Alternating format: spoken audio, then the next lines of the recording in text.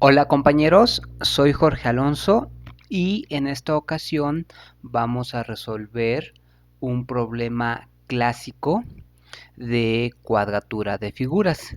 En esta ocasión vamos a hacer el problema que consiste en la cuadratura del rectángulo.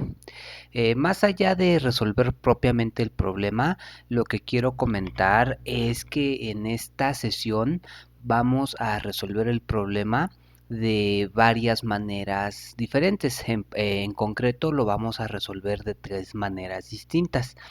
Y la intención de resolver un mismo problema de maneras distintas es precisamente apreciar o darnos cuenta justo de eso, que un mismo problema se puede abordar de distintas maneras. Como vamos a ver, unas van a ser más aritméticas, algebraicas y otras van a ser más geométricas. Y eso es lo interesante, que muchas veces nosotros sabemos resolver las cosas de una manera, pero no de otra. En particular, nosotros estamos interesados en resaltar o en enfatizar los métodos geométricos para resolver problemas. En ese sentido, pues vamos a ir haciendo varios comentarios a lo largo de la sesión que realcen esa parte geométrica de la resolución de problemas. En sí el problema, pues el planteamiento es bastante sencillo. El problema nos dicen que tenemos un rectángulo, yo diría efectivamente o en realidad rectángulo, es decir, no es un cuadrado, es decir, los lados del rectángulo sí son distintos, uno es estrictamente mayor que el otro para justamente evitar que sea un cuadrado, porque si fuera un cuadrado, pues entonces ya no hay que transformarlo en cuadrado, porque ya lo es. Entonces, dado un rectángulo, construir un cuadrado que tenga igual área que el rectángulo dado, ¿no? O ya a secas como puse aquí, que el rectángulo. Entonces, pues nada, el planteamiento está bastante sencillo y pues básicamente consiste de lo siguiente. Lo que nos están diciendo es que por aquí nos van a dar un rectángulo, digamos aquí lo voy a pintar, que nos den un rectángulo y lo que nos piden es precisamente construir un cuadrado de tal manera que podamos garantizar que las dos figuras tienen la misma área. Y pues precisamente lo difícil es determinar uno lo podemos decir de varias maneras. Lo difícil es determinar la longitud que van a tener los lados del cuadrado, es decir, la longitud de uno de sus lados, porque como es cuadrado todos los lados miden lo mismo, o determinar uno de los lados del cuadrado. Una vez que logremos hacer eso, pues el cuadrado ya va a estar, ya va a ser, ya lo vamos a poder construir, ¿no? Entonces yo aquí voy a pintar ahorita un cuadrado simplemente como para, para hacer la idea de lo que queremos construir, más no significa que ya yo haya encontrado el cuadrado que estoy buscando. Entonces, la idea es esa. Si me dan un rectángulo, yo tengo que ser capaz de construir un cuadrado de tal forma que pueda asegurar que el área de este cuadrado es igual al área aquí, aquí está. Entonces yo lo que tengo que hacer es, o lo que estoy buscando, aquí le voy a poner área del, aquí no es, aquí me equivoqué, aquí es área del rectángulo, esto va a denotar área del rectángulo y esto va a denotar área del cuadrado. Entonces yo lo que quiero es que estas dos áreas sean iguales. Pues bueno, una primera solución y que yo creo que ya más de uno estamos teniendo en mente porque es bastante sencilla es la siguiente. Uno diría, pues si yo conozco cuánto mide la base del rectángulo, supongamos que mide A unidades, y si yo conozco cuánto mide la altura del rectángulo, digamos que mide b unidades, entonces yo sé que el área del rectángulo se puede calcular con una fórmula que dice que el área de los rectángulos es base por altura. En este caso el área del rectángulo sería A por B. Ahora, nosotros sabemos que el área de cualquier cuadrado, en particular el área del cuadrado que queremos construir, es igual a lado por lado o lado al cuadrado. En ese sentido, justo como este cuadrado no lo tenemos, lo queremos construir, nosotros quisiéramos determinar cuál es el valor para esta L. Y entonces pues ya el saber o el tener conocimiento acerca de la fórmula de un rectángulo y acerca de la fórmula de un cuadrado me permite establecer lo siguiente. Como yo quiero que el área del rectángulo sea la misma que el área del cuadrado, entonces yo quiero que A por B, que son las magnitudes o el tamaño de los lados del rectángulo, sea igual a L al cuadrado. Y aquí pues ya cualquiera puede saber que entonces L es igual a la raíz cuadrada de A por B. Es decir, si a mí o si yo conozco o de alguna manera puedo saber cuánto miden los lados del rectángulo, yo haciendo este razonamiento puedo saber entonces que el lado del cuadrado que yo quiero construir debe de medir o debe de tener longitud la raíz cuadrada de A por B. Por ejemplo, en este caso, supongamos que este mide, no sé, quiero poner un ejemplo que no sea tan fácil de hacer, 8, que es uno de los lados del rectángulo sea 8 unidades y el otro lado del rectángulo sea 2 unidades. Supongamos que esas son las medidas.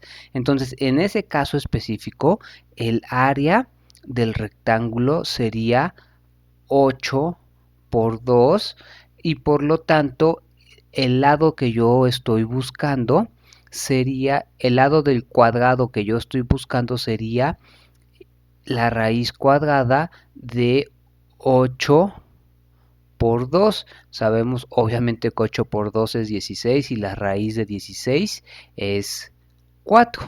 Entonces, en efecto, si yo construyo un cuadrado de tal forma que sus lados midan 4 unidades, entonces el área de este cuadrado será 4 al cuadrado igual a 16 unidades y en este caso el área de este rectángulo es también 8 por 2, que es 16 unidades, y de hecho aquí habría que poner unidades cuadradas, ¿no? Sabemos que el área se calcula en unidades cuadradas.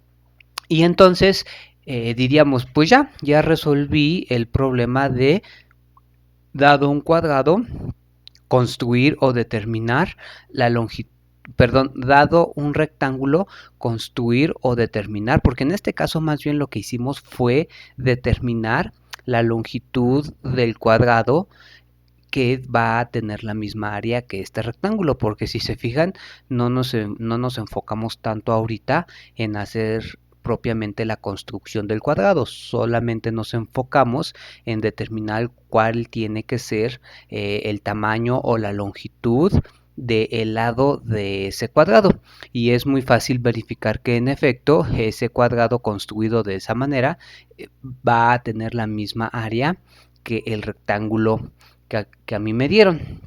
Pero más allá de resolver el problema, que insisto es sencillo utilizando este método, lo que queremos es hacerlo de varias maneras. Para eso lo que voy a proponer es lo siguiente. Ahora imaginemos que, o más bien, más que imaginar, ahora pongámonos una restricción. A nosotros no nos está permitido saber cuánto miden los lados del rectángulo. Es decir, ahora supongamos lo siguiente, que nos dan el rectángulo, lo voy a volver a pintar, que nos dan el rectángulo. Ahí está. Pero no los dan, espero que se entienda lo que voy a decir, nos los dan como figura geométrica, es decir, ahí está, nos dan 4 segmentos, pensémoslo como 4 varitas, nos lo dan el rectángulo, digámoslo así, físicamente, geométricamente, tenemos la figura delante de nosotros y la podemos utilizar como segmento, pero no nos dicen cuánto miden los lados del rectángulo, y no solamente no nos dan los datos de las medidas de los lados, sino que en ningún momento las podemos considerar, porque uno podría decir, pues si no me la dan yo lo mido, pero el punto es que pensemos que no nos está permitido hacer mediciones. Entonces, la pregunta sería, aún así, si tenemos esa restricción, ¿nosotros seremos capaces de resolver el problema? Y la respuesta va a ser que sí. Un comentario que quiero hacer antes de propiamente hacer la otra solución es el siguiente. Cuando nosotros hicimos esta solución, que en realidad, insisto, es bastante sencilla, nosotros podríamos decir que esta solución, lo voy a expresar así, es de tipo algebraico o aritmético. Lo voy a expresar así, esta solución es de tipo aritmético,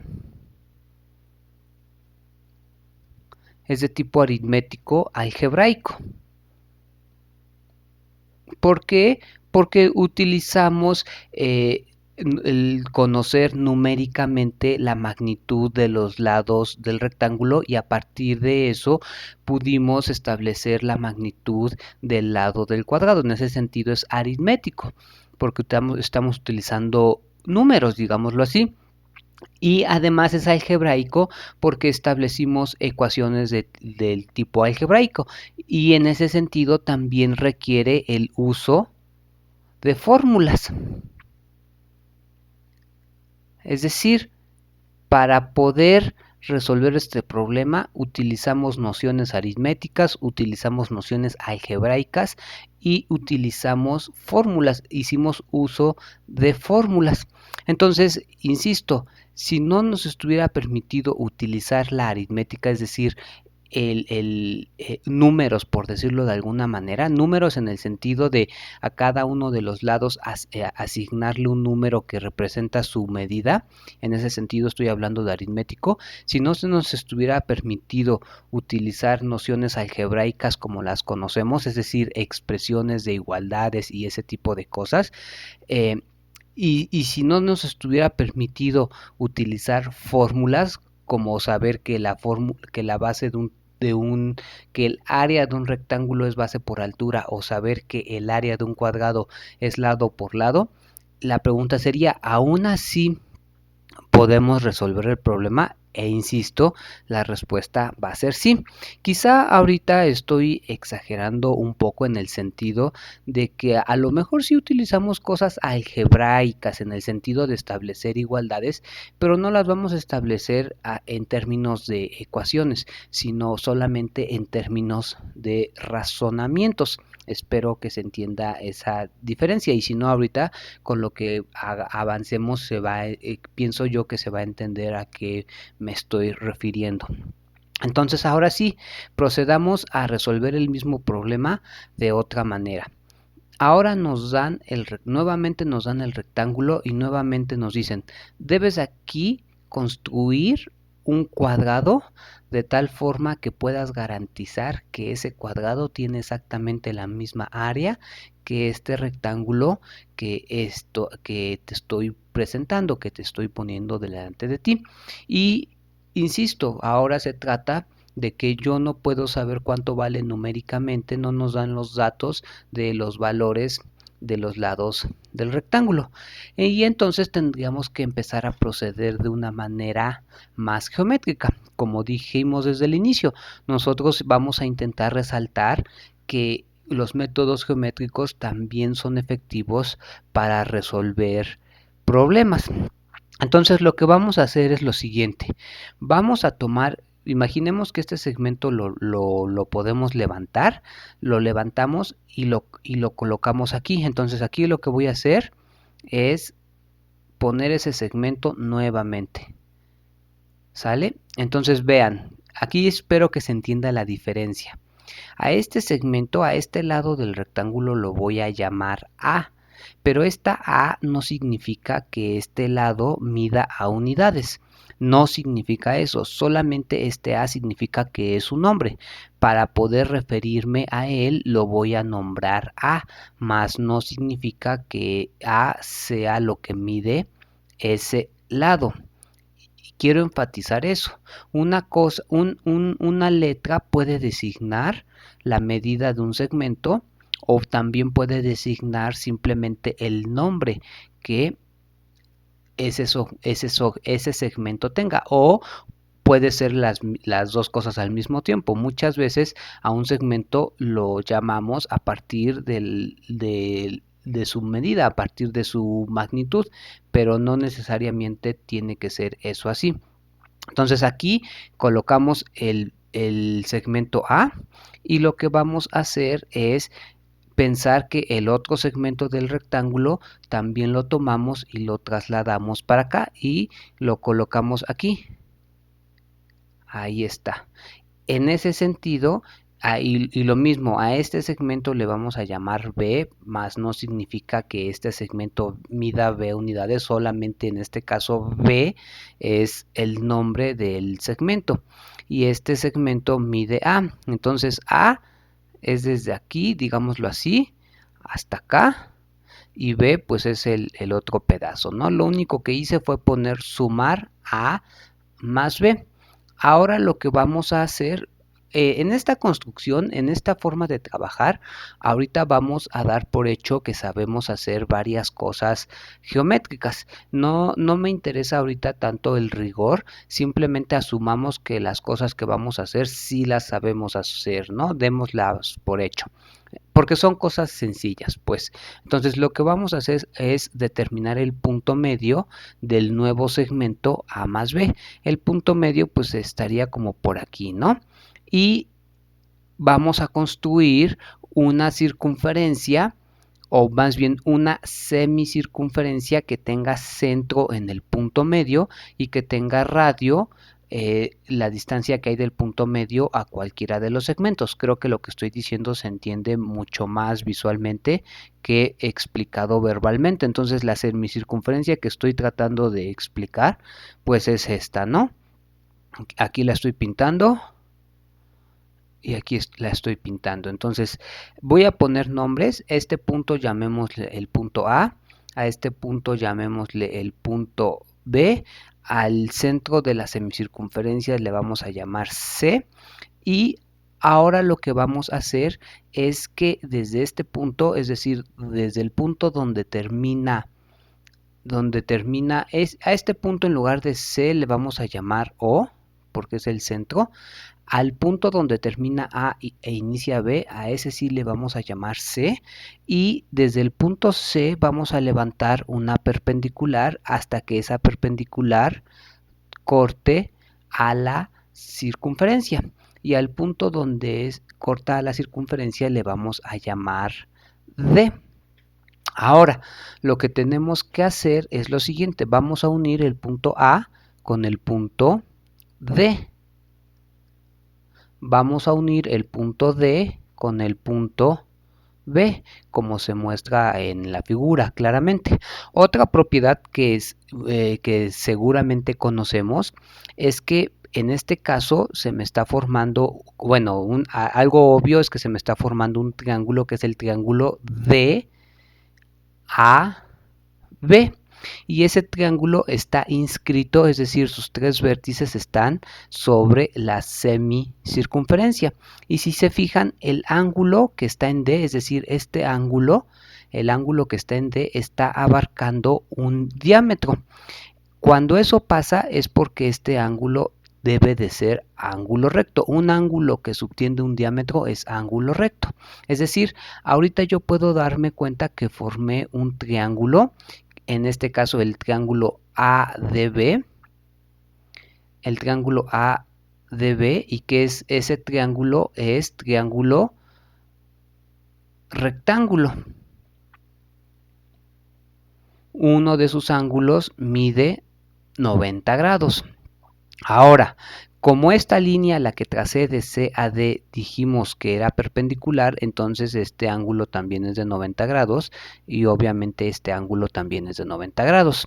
Llamémosle alfa a uno de los ángulos del triángulo ADB, al triángulo que está en el vértice A, y llamémosle beta al otro ángulo. Entonces, por ejemplo, utilizando el hecho igual bastante conocido, que la suma de los ángulos interiores de un triángulo es de 180, yo puedo saber que entonces alfa más beta más 90 grados deben de ser 180 grados. Por lo tanto, alfa más beta, entre ellos dos deben de sumar 90 grados, porque aquí hay otros 90 grados. Entonces eso lo voy a anotar nada más como para tenerlo en cuenta. Alfa más beta tiene que ser igual a pi medios o 90 grados. Fíjense, no es nada difícil ver lo siguiente. Aquí yo tengo otros dos triángulos. Uno de los triángulos que me interesa que veamos ahorita es el triángulo, digámoslo así, pequeño, que está a la izquierda, que es el triángulo ACD. Aquí lo voy a escribir ACD, y tengo otro triángulo que también es pequeñito, digámoslo así, que está a la derecha, que es el triángulo DCB. Ahora, en esos dos triángulos, si nos fijamos, esos dos triángulos también son triángulos rectángulos, así como de igual manera que este triángulo que teníamos arriba, que es el triángulo más grande. Es decir, los tres triángulos son triángulos rectángulos. Entonces, es bastante fácil de ver que, por ejemplo, el triángulo ACD, como también es triángulo rectángulo y como también tiene uno de sus ángulos alfa, entonces el otro ángulo debe de ser beta. Esto, insisto, es bastante fácil de ver, no lo voy a explicar ya con más detalle, siento que con eso está suficientemente claro. Entonces, de igual manera, en el triángulo de la derecha, en el triángulo DCB, si nos fijamos, es de 90 grados y uno de sus ángulos es beta, por lo tanto, el otro de sus ángulos tiene que ser alfa. Entonces, si nos fijamos, los tres triángulos, tanto el triángulo grande como los dos triángulos pequeños, los tres son rectángulos y los tres tienen un ángulo alfa y los tres tienen un ángulo beta. Es decir, los tres triángulos son semejantes porque los tres triángulos tienen los mismos tres ángulos. Eso que estoy diciendo lo voy a escribir así. El triángulo ADB es semejante al triángulo ACD y es semejante a su vez al triángulo DCB. Esto lo voy a pintar ahorita rápido, así rapidísimo. Yo haría el siguiente esquema para que nos quede claro. El triángulo ADB, supongamos que es este. Supongamos que este triángulo, el triángulo grande, lo despego y lo pongo acá y me quedaría de esta manera. Y lo que estoy tratando de decir es que uno de sus ángulos es alfa, uno de sus ángulos es 90 grados y otro de sus ángulos es beta. El siguiente triángulo que consideré fue el triángulo ACD. Que es el triángulo, yo diría, mediano, que está a la izquierda, y lo que estuvimos discutiendo fue que también es un triángulo rectángulo, que también tiene el ángulo alfa, que sería en este caso esto, y que también tiene el ángulo beta. Y finalmente el triángulo pequeñito, que es el que está a la derecha, que es el triángulo DCB, lo que podemos ver es que vuelve a ser triángulo rectángulo y vuelve a tener los ángulos alfa y beta, es decir, el que está aquí es alfa y el que está acá es beta. Es decir, con esta figura ya queda mucho más claro que en efecto estos tres triángulos, el ADB, que es este, el ACD, que es este, y el DCB, que es este, que a su vez estos triángulos son los mismos que están aquí acomodados, solamente que aquí están colocados en la misma posición, digámoslo así, son triángulos semejantes. Ahora, nosotros sabemos que en particular, cuando dos triángulos, me voy a centrar ahorita en esta pareja de triángulos, cuando dos triángulos son semejantes, entonces se tiene que cumplir que sus lados correspondientes son proporcionales. Es decir, como estos dos triángulos son semejantes, se tiene que cumplir que AC, que es uno de los lados del primer triángulo, tiene que ser dividido entre DC, que es su lado correspondiente. AC, si me fijo, es este cateto y el correspondiente pues obviamente es este cateto, que es lo que estoy escribiendo aquí. Esto tiene que ser igual o es igual a CD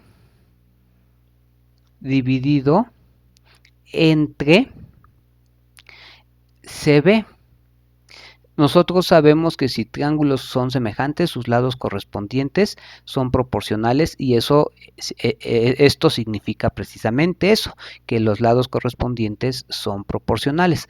Ahora, fijémonos en lo siguiente. Aquí voy a cambiar de color. Voy a trazar de rojo este segmento. Si se fijan, este segmento yo lo construí geométricamente.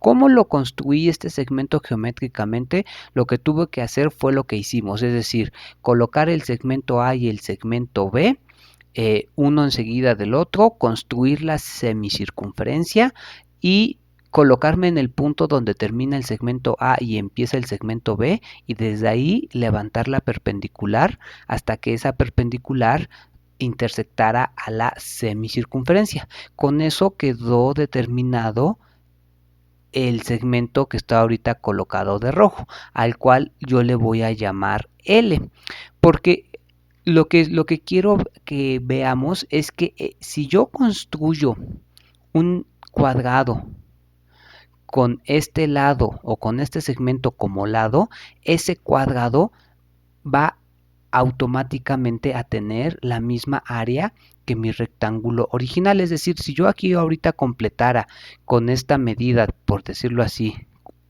un cuadrado, yo puedo demostrar que en efecto este cuadrado, que ahorita es de color rojo, tiene la misma área que este rectángulo. Y para eso precisamente estamos haciendo esto. Como estos dos triángulos son semejantes, se tiene que cumplir que la razón de sus lados correspondientes es la misma, es decir, se tiene que cumplir esta igualdad. Pero aquí ya nada más hay que fijarnos en lo siguiente. El segmento AC, si nos fijamos, no es otra cosa más que uno de los lados del rectángulo, el que habíamos nombrado el lado A. Es decir, esto que está aquí, si yo sustituyo, AC es uno de los lados del rectángulo, es el lado A. DC, si nos fijamos, DC es precisamente el segmento que acabo de nombrar, L. Entonces DC es L. Ahora DC o CD vuelve a ser el segmento L, es exactamente el mismo. Y CB no es otra cosa más que B. Es decir, aquí yo ya tengo que como estos dos triángulos son semejantes, se tiene que cumplir esta igualdad. Esto ya directamente implica que aquí pasamos multiplicando o pasemos dividiendo como sea. Esto ya implica directamente que L al cuadrado es igual a AB, y esto ya implica directamente que en efecto L es igual a la raíz de A por B. Entonces, esto, ¿qué nos está diciendo? Nos está diciendo que en efecto, o más bien esta parte nos está demostrando que en efecto si yo construyo un cuadrado que tenga como lado esta longitud o este segmento que yo pude construir, en efecto ese cuadrado va a tener la misma área que este rectángulo. Y yo aquí nada más quiero hacer el siguiente comentario o la siguiente observación. Vean, hace ratito habíamos comentado que en la primera demostración o en la primera solución que dimos, de hecho nosotros no nos centramos tanto en construir el cuadrado, solamente nos centramos o nuestra solución consistió en decir qué valor numérico debe de tener el lado del cuadrado que queremos construir. Y lo repito, nuestra solución se basó en decir numéricamente cuánto debe de ser el valor del lado del cuadrado y ya no abundamos más en cómo construirlo porque esa parte, digámoslo así, la dimos por obvia en esta solución. Ahora, si se fijan, en esta solución, al hacer esta construcción geométrica, fuimos capaces de determinar de manera geométrica, es decir, fuimos capaces de construir el segmento y fuimos capaces de construir el segmento de tal manera que si ese segmento lo tomamos como lado para construir un cuadrado, ese cuadrado va a tener la misma área que el rectángulo inicial. Y lo que quiero que observemos es que si bien la construcción del segmento fue una construcción geométrica, la demostración de que ese segmento sí es el segmento correcto, la demostración de que ese segmento sí es el segmento correcto, fue una demostración todavía de tipo algebraico, es decir, todavía utilizamos establecer ecuaciones, todavía utilizamos el hecho, si se fijan, aquí nosotros sabemos que este segmento sí es el correcto porque sabemos que la fórmula del cuadrado es lado al cuadrado y sabemos que la fórmula del rectángulo es base por altura, es decir, esto sabemos que nos está diciendo que todo está bien porque todavía estamos usando fórmulas y todavía estamos usando álgebra para poder resolver o para poder justificar que el segmento que construimos sí es el adecuado. Espero que se esté entendiendo lo que estoy diciendo. En esta segunda construcción ya lo hicimos distinto, digámoslo así, solo la primera parte. Es decir, hicimos distinto el hecho de que sí fuimos capaces de construir geométricamente el lado del cuadrado, pero aún no somos capaces de argumentar geométricamente que en efecto ese lado es el correcto, porque esa argumentación que acabamos de hacer ahorita fue de tipo algebraico y todavía utilizando fórmulas. La siguiente pregunta va a ser entonces, ¿podré hacer las dos cosas de manera geométrica? Porque aquí solamente hice una de ellas geométricamente. ¿Cuál? La de construir el segmento. Pero no hice geométricamente la de demostrar que ese segmento es el correcto. La pregunta es, ¿podré hacer ambas cosas geométricamente? ¿Podré construir geométricamente el segmento que va a ser el lado del cuadrado y podré sobre todo argumentar que ese segmento es el correcto, pero argumentarlo todo de manera geométrica? Y la respuesta, obviamente yo diría, va a ser sí. Y es lo que vamos a hacer enseguida.